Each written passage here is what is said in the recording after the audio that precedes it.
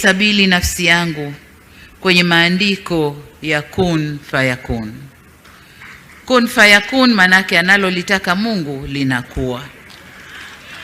Aidha, nataka nikiri imani yangu kwamba mamlaka yote huwekwa na Mwenyezi Mungu, na nikubaliane na usemi kwamba Mungu akikupa ulemavu hukupa na jinsi ya kuenenda. Nyote ni mashahidi wa mazingira yalivyokuwa wakati naipokea nchi.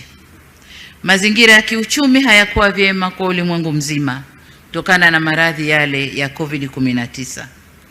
Mazingira ya kijamii yalikuwa na fadhaa kubwa. Fadhaa kwanza ya maradhi, watu wanatutoka, maradhi hatujui yataisha lini, tutatibu na nini. Lakini fadhaa ya pili kubwa ya kuondokewa na mpendwa rais wetu aliyeko madarakani. Ilikuwa ni fadhaa kubwa sana. Na mazingira ya kisiasa hayakuwa na bashasha kwa kuwa haikuwa muda mrefu tangu tumemaliza uchaguzi wa 2020. Kwa mazingira yote hayo, kwa hali yoyote ile, kwa mtazamo wa mwanadamu, mje wa kuupokea mzigo ule wa urais kwa wakati ule, kwa mazingira yale, isingefikiriwa kwamba ningekuwa mimi. Ila kwa ukuu wa katiba yetu ya Jamhuri ya Muungano wa Tanzania, hakukuwa na budi ila kukabidhi madaraka yale kwa aliyekuwa makamu wa rais.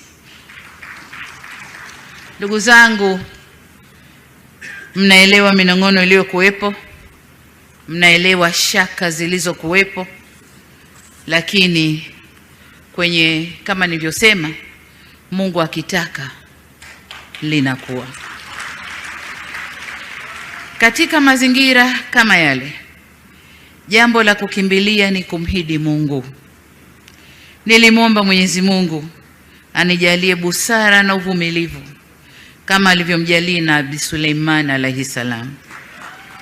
Nilimwomba Mwenyezi Mungu aniongoze kama alivyoongoza manabii wake na waja wema walioyafanya mema kwa ajili ya dunia na kesho yao mbele ya Mungu. Alhamdulillah, maombi haya yalinipa nguvu na ujasiri wa kutoruhusu mazingira yaliyokuwepo yawe kikwazo kwenye utekelezaji wa majukumu niliyokabidhiwa. Namshukuru Mungu sana.